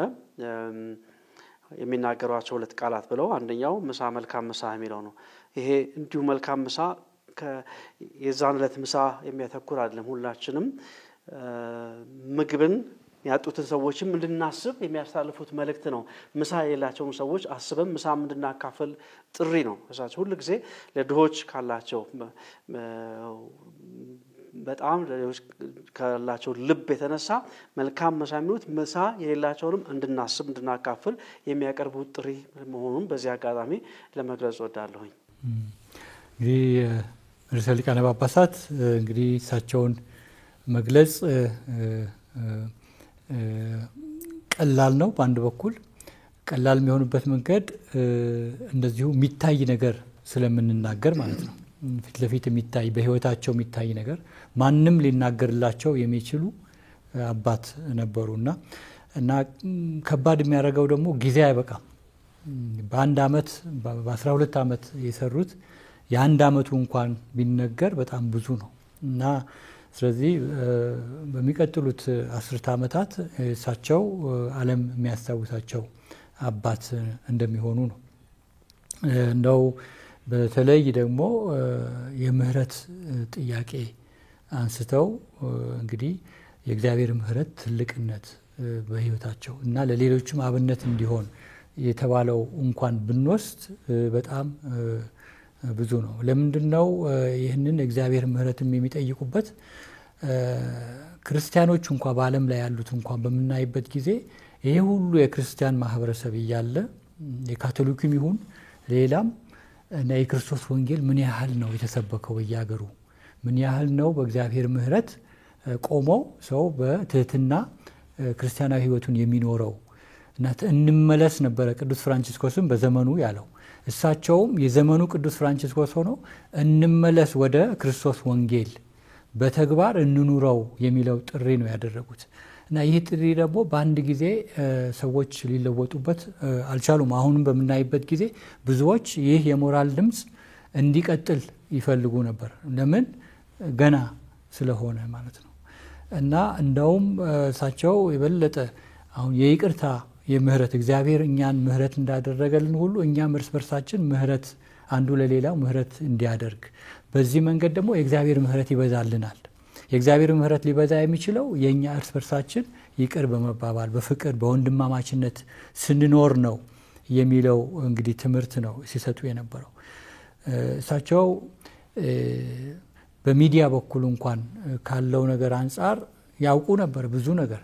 እሳቸው ያላሰቡት ያላስተማሩት ትምህርት ወስደው የክርስቲያን የሆኑ የማህበረሰብ አካላት ሁሉ መረጃን አዛብተው በሚናገሩበት ጊዜ ምንድነው ጌታችን ኢየሱስ ክርስቶስ የሚያደርጉትን አያውቁምና ይቅር በላቸው ባለው መንገድ በጌታቸው እግር ሆነው እነዚህ አይነት ጽሁፍ የሚያደርጉ እነዚህ አይነት የወንጌልን እንቅፋት ሆነው በየቦታው የሚሰሩ ሰዎች ይቅር እንድንላቸው ያስተምሩ ነበር አሉ። በየቦታው በመናይበት ጊዜ የክርስቶስን ወንጌል የሚሰብኩ ሰዎች በሚነሱበት ጊዜ የሰይጣን ወይ ደግሞ የክፋት መንፈስ ተወካይ በመሆን እነዚህ የወንጌል ድምጾችን ለማፈን የሚሞክሩ በጣም ብዙ ሰዎች አሉ። በሀገራችን በመናይበት ጊዜ እንደዚህ አይነት ነገር አይጠፋም። ከተለያየ ነገር ጋር አገናኝተው የሚናገሩ ሰዎች አሉ። እነሱንም ቢሆን ይቅር ብለው የኖሩ አባት ናቸው። ምክንያቱም ጌታ ራሱ በሚያስተምርበት ጊዜ እውነትን ይዞ በሚወጣበት ጊዜ እንደዚሁ አይነት ውርደት ንግግሮች ብዙ አይነት ነገር ደርሶበታል አይደለ? ስለዚህ እኔ ከጌታዬ እበልጣለሁ ወይ በሚል ነው የክርስቶስን ድምጽ ለማድረግ። ስለዚህ ክርስቲያኖች በተሰደዱ ቁጥር ክርስቲያኖች ለእውነት በቆሙ ቁጥር ፈተና እንደሚያጋጥማቸው ማወቅ አለባቸው እና ወደ ኋላ ማለት የለብንም። ማስተማር እውነትን ለእውነት መቆም አስፈላጊ ነው። ሰዎች ስለኛ መጥፎ ቢጽፉ ወይም ቢናገሩ እኛ ወደ ኋላ ማለት ያለብንም የክርስቶስን እውነት ይዘን መሄድ አለብን እስከ ማለት ነው። እሳቸው እንግዲህ የእግዚአብሔር ምህረት እንግዲህ እሳቸው ምህረት በማድረግ የሚቃወሟቸው እውነት ስላተናገሩ እንኳን የሚቃወሟቸው መሪዎች እንኳን ቢኖሩ በአንዳንድ ሀገራት ከነሱም ጋራ የነበራቸው ግንኙነት የፍቅር በማድረግ ይቅርታ በማድረግ እንዲማሩ እንዲያውቁ በማድረግ የኖሩ አባት ናቸው እና በዚህ ሁሉ ይታወሳሉ ብዬ አስባለሁኝና ሰዎችም እነዚህ ነገሮችን ያነሳሉ። ስለዚህ የእግዚአብሔር ምህረት ምልክት ናቸው ብዬ አስባለሁኝና አሁን እንግዲህ ይህ ድምጽ ይጠፋል፣ ይህ ድምጽ የለም የሚሉ አሉ። አይደለም፣ ቤተክርስቲያን አለች። የክርስቶስ ቤተክርስቲያን ሁል ጊዜ ትኖራለች እና እሳቸው ይህንን ትልቅ አብነት ሰጥተው በህይወታቸው ቢያልፉም ቤተክርስቲያን አሁን ለእሳቸው የነፍስ ረፍት እንጸልይ፣ ለቤተክርስቲያንም እንጸልይ አይደለም የምንለው። በዚህ በዝግጅት ጊዜም በዚህ የቀብራቸውን በማዘጋጀት ስንሄድ እና ለቤተክርስቲያን እንጸልይ ሲባል አሁን በመላው ዓለም ያሉ ካርዲናሎች ተሰብስበው እንግዲህ ከመካከላቸው አሁንም ርዕሰ ሊቃነ ጳጳሳት ፍራንቺስኮስን የሚተካ ሊመርጡ ነው እና በዚያም እንግዲህ ጸሎት እንድናደርግ ነው የምንጠየቀውና ይሄን ጸሎት ደግሞ መንፈስ ቅዱስ ነው ይሄንን የሚመራው በቤተ ክርስቲያን እና ተወያይተው በጋራ ነው እንግዲህ የሚወስኑትና አንዳንድ ምእመናን ስለዚህም ማወቅ ይፈልጋሉ። አድማጮቻችን ለምንድን ነው እንግዲህ ጸሎት እንድናደርግም የምንጠየቅበት ምክንያት የቤተ ክርስቲያን የወደፊት አባት ሆነው የሚመረጡት አሁንም የክርስቶስን ወንጌል ይዘው እንደ ርዕሰ ሊቃነ ጳጳሳት ፍራንቺስኮስ መስራት የሚችሉ አባት እንዲመረጡ እና ለሳቸውም ተመርጠውም አገልግሎታቸው ደግሞ እንደዚሁ የወንጌልን ብርሃን በዓለም እንዲስፋፋ የሚያደርግ እንዲሆን ነውና ከዚህ አንፃር አጭር መልእክት ማለትም ማብራሪያ ሰጥተን በዚህ ላይ ወደ መዝጊያው እንሄዳለን። እንግዲህ በቤተ ክርስቲያን ውስጥ የሚመረጡ መሪዎች በቤተ ክርስቲያን ስል በካቶሊክ ቤተ ክርስቲያን ርዕሰ ሊቃነ ጳጳሳት ሆነው ሲመረጡ እንግዲህ በራሳቸው ኃይልና አቅም ብቃት ብቻ አይደለም፣ እንግዲህ በመመካት አይደለም። ቤተ ክርስቲያንን የሚመራት መንፈስ ቅዱስ ነው። መንፈስ ቅዱስ ኃይል ይሰጣቸዋል። መንፈስ ቅዱስ ልዩ ስጦታ ይሰጣቸዋል። መንፈስ ቅዱስ ይመራቸዋል እና ሁሉም በየዘመኑ የነበሩት በጊዜያቸው ይህ ጳጳስ ሲያልፉ ማን ይተካቸዋል እያሉ ሰው ሁሉ ይጨነቅ ነበር። በሁለተኛ ዓለም ጦርነት ጊዜ ፒዮስ 12ኛ ነበር። በጣም የታወቁ ነበር። መጥፎ ጊዜ ነው። የዓለም ጦርነት የነበረበት ብዙ ሰው ያለቀበት ጦርነት ነው እና ከኚህ ጳጳስ በኋላ ማን ነው የሚመጣው ሲባል እንግዲህ እግዚአብሔር ለቤቱም ይሁን ቤቱን የሚያገለግል የሚመራ ያዘጋጃል። እግዚአብሔር ነው ኃይል የሚሰጠው። እግዚአብሔር ነው ብቃት የሚሰጠው። በሰው ኃይል አይደለም። ሰው እንደ ሰው ሊያስብ ይችላል፣ እንደ በሰው መጠን ማለት ነው። እኚህ ጎበዝ ናቸው፣ እኚህ በጣም ትሁት ናቸው፣ እኚህ አስተማሪ ናቸው፣ ህይወታቸው ብዙ ነገር ማለት እንችላለን። በኋላ የሚመረጡም እንደዚህ ነው። ፒዮስ 12ኛ በኋላ ዮሐንስ 23ኛ ተመረጡ። የቤተ ክርስቲያንን እንግዲህ ገጽታ የለወጡ ናቸው አልቻለም። ሁለተኛ ቫቲካን ጉባኤ ከፈቱና ሌላ ደዛ ያሉ መጡ። ዮሐንስ ጳውሎስ ዳግማዊ እና ብዙ በአመታት በማገልገል በዓለም በቃ የዓለም አባት ተብለው ጠሩ ነበሩ። እዛም መጥተው እንግዲህ ሁሉም በየፊናቸው ማለት ነው እና ጳውሎስ 6ኛም ይሁን ቤኔዲክት 16ኛ አሁን እኚህ ርዕሰ ሊቃነ ጳጳሳት አቡነ ፍራንቺስኮስ ሁሉም ነው እና ሁሉም ለእግዚአብሔር ነው መስጠት ያለብን። እግዚአብሔር ራሱ በቃ ጣልቃ እንዲገባ ማድረግ ነው የሚያስፈልገው። እንደ ሰው ስሜትና አቅም ብቻ በዛ መወሰን የለብንም። እግዚአብሔር ስራው እንዲሰራ እኛ ማድረግ ያለብን ጸሎት መጸለይ ነው። ቤተክርስቲያንን የሚመራ መሪ ትሁት መሪ አንተ ለምትመራው የሚሄደው አንተ መንገድ ይዞ የሚሄድ መሪ ስጣት ነው የምንለው ለሁላችን ማለት ነው። እግዚአብሔር ራሱ ይሰጣልና እኛ መጸለይ ብቻ ነው ያለብን። በዚህ እንግዲህ ከስርዓተ ቀብራቸው በኋላ የምታስበው ይሄ ነው።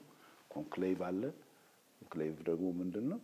ካርዲናሎች ተሰብስበው ጸሎት ያደርጋሉ፣ ሱባኤ ያደርጋሉ። ስለዚህ ምንም ሚዲያ ስልክ የሌለበት ሲስቲን ቻፕል የሚባል አለ። በቫቲካን ውስጥ ነው ያለው።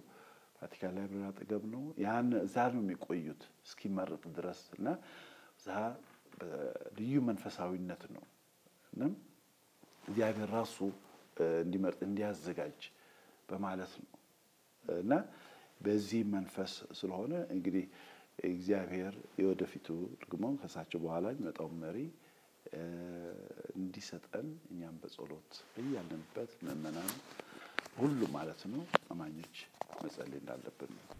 ትልቅ ጥሪ ነው ያደረጉት አባ። ምክንያቱም ሁሉም መጸለይ ያለበት በመላው ዓለም ያሉ ካቶሊካውያን እንግዲህ ቀጣዩን የቤተክርስቲያናችን መሪ የሚሆኑትን በሱ በመንፈሱ ካርዲናሎቹ ተመርተው እንዲመረጥና የጸሎት ጥሪ በኢትዮጵያም ደረጃ እንግዲህ ሁሉም እንዲጸልይ ነው አሁን ጥሪ እያደረጉ ያሉትና እንደው ስርዓቱን በተመለከተ በዚህ በሲክስቲን ቻፕል ቤተ ጸሎት አለ የቫቲካን አጠገብ እዚያ ነው እንግዲህ የሚሰበሰቡት እና ቤተ ጸሎቱ የሚሆኑበት ምክንያት ያው በጸሎት መንፈስ መመራት ነው። አዳራሽ አይደለም የሚደረገው እና ስርዓቱን በተመለከተ እና ህዝቡም ደግሞ በዚያ ጊዜ ይጠብቃል። በጸሎትም እየጠበቀ ምልክትም ይታያል እንግዲህ እና ስለነዚህ ነገሮች ትንሽ ማብራሪያ ቢሰጡ።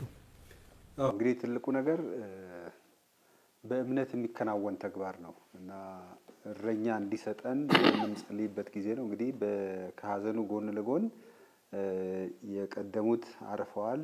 እሳቸውን የመሸኘት ስነ ስርዓት ጎን ለጎን ደግሞ ቀጣዩን አባት እግዚአብሔር እንዲሰጠን መጸለይና ቤተክርስቲያን ባስቀመጠችው ስርዓትና ደንብ መሰረት ወደዛ መጓዝ አብረው የሚመጡ ነገሮች ናቸው። እንግዲህ ቅድም እንዳልኩት ቤተክርስቲያናችን ለዘመናት እንግዲህ የቆየች ለ2000 ዓመታት በላይ የቆየች ቤተክርስቲያን እንደመሆኗ መጠን እነዚህ ነገሮች ሲመጡ እንዴት እንደሚከናወኑ በስነ ስርዓት በህግና በስርዓት የተቀመጠ ነገር አለ። ቅድም እንዳልነው አንድ ርዕሰ ሊቃነ ጳጳስ ሲሞት አሁን ባለው ሁኔታ የ9 ቀን የሀዘን ጊዜ አለ። ጎን ለጎን ደግሞ በሞተ በ15 እና በ20 ቀን ጊዜ ውስጥ ከቀብሩ በኋላ በአጠቃላይ በዚህ ቀናት ካርዲናሎች ተሰብስበው እንግዲህ ካሜርሌንጎ ወይም ደግሞ የዚህ የርዕሰ ሊቃነ ጳጳስ ወንበር ክፍት በሚሆንበት ጊዜ ቀጣዩ ርዕሰ ሊቃነ ጳጳስ እስኪመረጥ የሚያስተባብሩት መቼ ይሄንን የምርጫ ጉባኤ ወይም ሱባኤ እንደሚጀምር ቀኑን ከነዛ 3 አማካሪ ካርዲናሎች ጋር ቀኑን ይወስናሉ። የሚሰበሰቡበት ቦታ የታወቀ ነው። ሲስቲን ቻፕል ቤተክርስቲያን ነው ራሱ። ግን እዛ እየጸለዩ እንደ ሱባኤም ነው። በአንድ በኩል እንደ ሱባኤ አይነት ነው። እግዚአብሔር እረኛ እንዲሰጠን የመጸለይ ሂደት ነው እና እንግዲህ በቤተክርስቲያናችን ስርዓት ጳጳሳት አሉ፣ ሊቃነ ጳጳሳት አሉ እና ካርዲናሎች አሉ። በዚህ ምርጫ ሂደት ውስጥ የሚሳተፉት ካርዲናል ብለን የምንላቸው እንግዲህ በኢትዮጵያም የኛም ሊቀ ጳጳስ ካርዲናል ብርሃነ ኢየሱስ አንዱ ናቸው። እንግዲህ እነዚያ ካርዲናሎች መሐከል እድሜያቸው ከ80 በታች የሆነ በዚህ የመምረጥና የመመረጥ ሂደት ውስጥ ጸሎት ሱባኤ ይገባሉ። በዚያ የጸሎት የሱባኤ ጊዜ ከዓለም ጋር የሚገናኙበት ምንም ግንኙነት አይኖርም። በዚህ ጊዜ የመንፈስ ቅዱስ ድምጽ መስማት ብቻ እንዲሆን እርስ በርሳቸውም ራሱ ብዙ አይነጋገሩም እና በጾምና በጸሎት ሆነው ቢያንስ በጠዋት 2 ድምጽ የመስጠት ጊዜ ይኖራል። ከሰዓትም እንደዚሁ ድምጽ የመስጠት ጊዜ ይኖራል። እንግዲህ ድምጽ የሚሰጡት በምስጢር ነው። እንደማንኛውም የምርጫ አይነት የሳጥን አለ። እያንዳንዱ ሰው ምንድነው የሚለው? እኔ እኚህ ጳጳስ የርዕሰ ሊቃነ ጳጳስ እንዲሆኑ እመርጣለሁ የሚል ጽሑፍ ብቻ ነው እኔ ይህ ጳጳስ ርዕሰ ሊቃነ ጳጳስ እንዲሆን እመርጣለሁ እና ይሰበሰባል። በመጨረሻ ላይ ካርዲናሎቹ ስንት ናቸው፣ የመጣው ወረቀት ስንት ነው ይታያል። እንግዲህ ካሜርሌንጎ አማካሪዎች ጋር ሆነው ይህንን ይመራሉ። ትክክል መምጣቱን ሲያውቁ እያንዳንዱ ማን ጠቆመ እያነበቡ እንግዲህ ቁጥሩ ይታያል። እና እንግዲህ ይሄ የሚቀጥለው ቢያንስ 2/3 ድምጽ እስኪስማሙ ድረስ ነው። 2/3 ድምጽ ወደ አንድ መምጣት መቻል አለበት። አንዳንድ ጊዜ ከዛም የበለጠ ሊመጣ ይችላል። አንዳንድ ጊዜ ደግሞ ሳይመጣ ቀርቶ ለሳምንታት ለወራት ሊቆይ ሁሉ ይችላል። እና በቀን ግን 2 ጊዜ ድምጽ ይሰጣሉ ያንን ስምምነት ድረስ እስኪመጡ ድረስ። ነገር ግን በዚህ ሁሉ ሂደት ከውጭ ጋር የሚኖር ውይይት አይኖርም። አንዳንድ ጊዜ ጋዜጠኞች እንደ ፕሬዚደንት ምርጫ እየመሰላቸው ገና ከመግባታቸውም በፊት በገቡም ሰዓት ጋዜጣ ላይ የሚገመተው እንትና ነው እንትና ስም ነው ብለው የሚለጥፉበት ሁኔታም አለ። ነገር ግን እነዚህ ካርዲናሎች የነዛን ዜናም አይሰሙም ምንም አይሰሙም። በጾም እና በጸሎት እንግዲህ መላው ካቶሊካውያንም በዚህ ጊዜ እንዲጸልዩ ይጠየቃል። ስለዚህ ሲስማሙ 2/3 ድምጽ እና ከዛ በላይ ሲያገኙ እንግዲህ ብዙ ጊዜ ለየት ያለ ስነ ስርዓት ነው ያለው። ያ ድምጽ የተሰጠበት ወረቀት 2/3 ድምጽ ካላገኘ ተሰብስቦ የሚቃጠልበት ቦታ አለ። ሲቃጠል ጭሱ የሚወጣበት ቦታ ደግሞ አለው ሲስቲን ቻፕል። እና ካልተስማሙ ጥቁር ጭስ እንዲወጣ ይደረጋል። ይሄ የሚደረገው በኬሚካል ነው። እና ጥቁር ጭስ ሲወጣ ይታያል። ጥቁር ጭስ ወጣ ማለት ሰው በየጠዋቱ እሳቱን ያውቀዋል ይጠብቃል። እና ጥቁር ወጣ ማለት እንግዲህ አልተመረጠም። ስለዚህ ጸሎት እንቀጥላለን። ልክ ሲስማሙ ወረቀቶቹ ሲቃጠሉ ነጭ ጭስ እንዲወጣ ይደረጋል። ልክ ነጭ ጭስ ሲታይ እንግዲህ አዲስ ርዕሰ ሊቃነ ጳጳስ ተመርጠዋል ብሎ ሰው ወደ ፒያሳ መጉረፍ ይጀምራል። ስለዚህ ወደ ፒያሳ ይመጣል። ከጥቂት ቆይታ በኋላ እንግዲህ ካሜርሌንጎ ብለን ያልናቸው ይህንን የሚያስፈጽሙት አካል ርዕሰ ሊቃነ ጳጳስ አግኝተናል ብለው በቅዱስ ጴጥሮስ ቤተክርስቲያን ሰገነት ብቅ ይላሉ። አሁንም ማን መሆኑን ህዝቡ አያውቅም፣ መመረጡን ብቻ ነው የሚያውቀው። እና ይመጣሉ። ግን ከዛ በፊት እነሱ ሲስማሙ ያ የተመረጠ ሰው አባቴ ተመርጠዋል ፈቃደኛ ኖት ወይ ብለው ይጠይቃሉ። እና እሳቸው ፈቃደኝነታቸው ሲገልጹ ወዲያው ደግሞ እነሱ ለሳቸው ለመታዘዝ ቃል ይገባሉ። ከዛ በኋላ ነው ወደ ህዝብ የሚመጡት። እና ርዕሰ ሊቃነ ጳጳስ አግኝተናል ይላሉ 3 ጊዜ።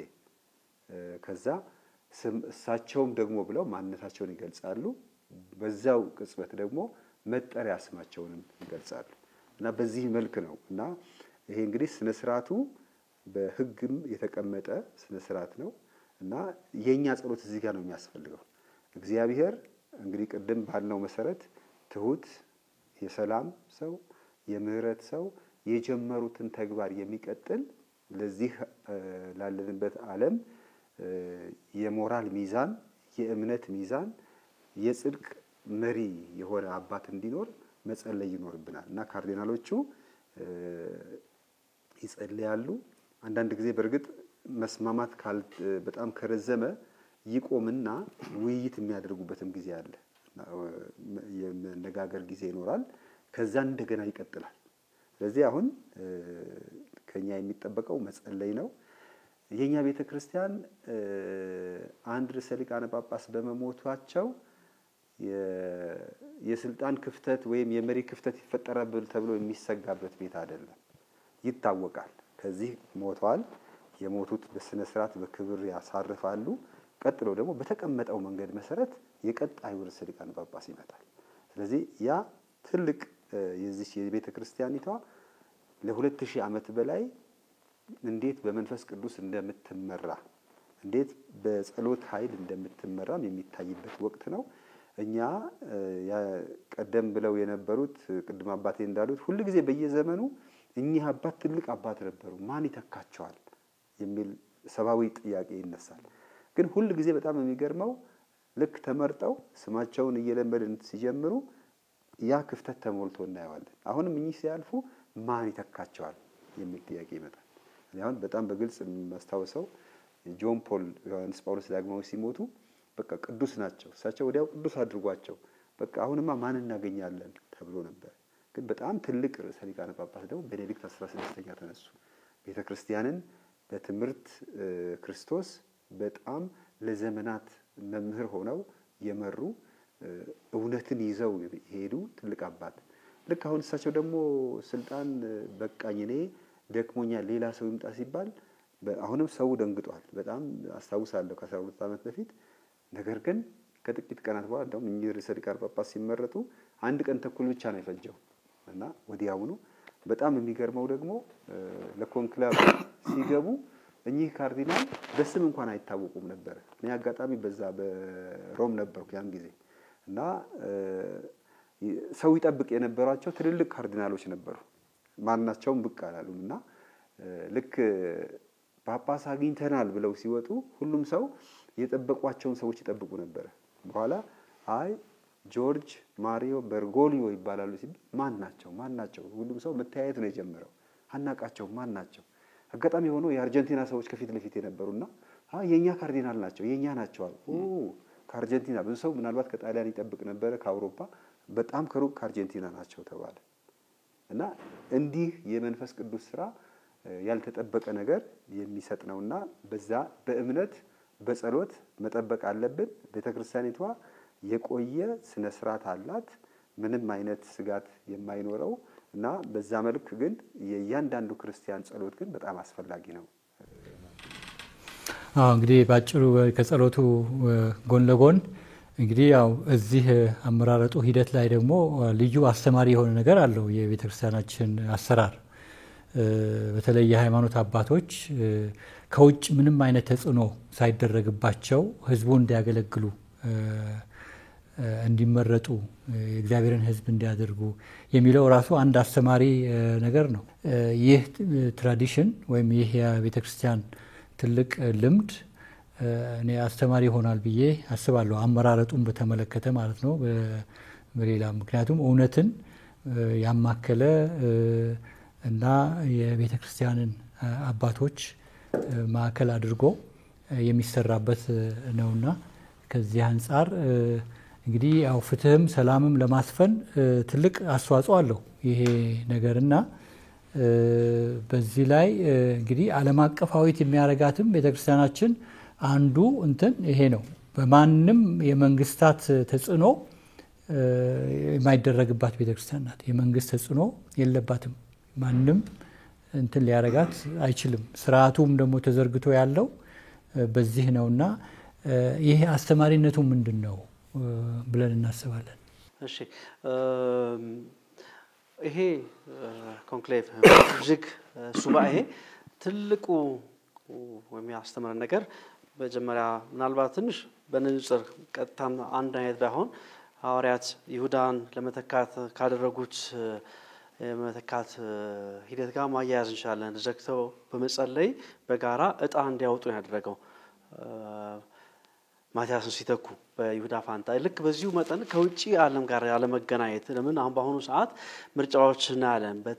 በጣም ተላልቅ የሆኑ እንኳን ዴሞክራቲክ ሀገሮች የሚባሉት ምርጫቸው ምን ያክል በሚዲያና በገንዘብ ኃይል እንደሚሽከረከር እናያለን። በዚህ ቤተክርስቲያን ውስጥ ግን አሁን እነዚህ ካርዲናሎች ከማንም ጋር በማይገናኙበት ግንኙነታቸው እርስ በርስ እንኳን ያላቸው ግንኙነት በጣም እንዲገደብ ሆኖ ድምጽም በግል ያለምንም ምክክር እንዲሰጡ የሚደረግበት አግባብ መኖሩ ትልቅ አስተማሪነት አለው። ይሁን ግንኙነታቸው አንድም የሚያደርጉት መንፈሳዊ ጉዞ ከመንፈስ ቅዱስ ጋር በሱባኤ ባስተምሮ ይቆያሉ።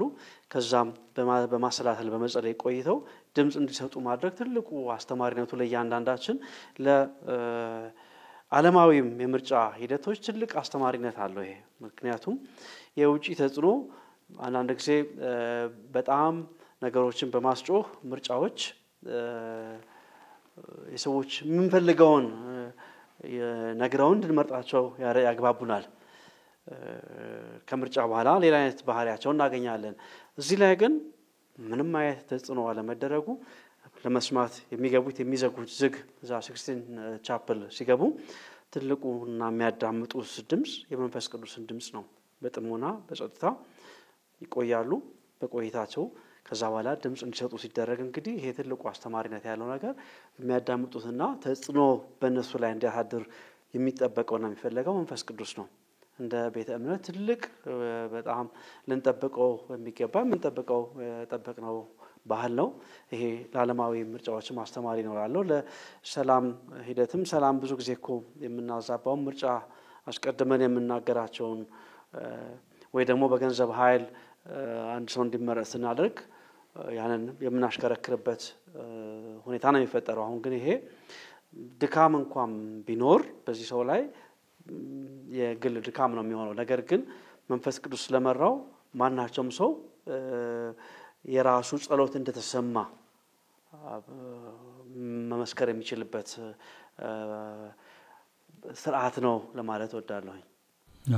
እንግዲህ ይህ ስርዓት ወዴት ነው የሚያመራው?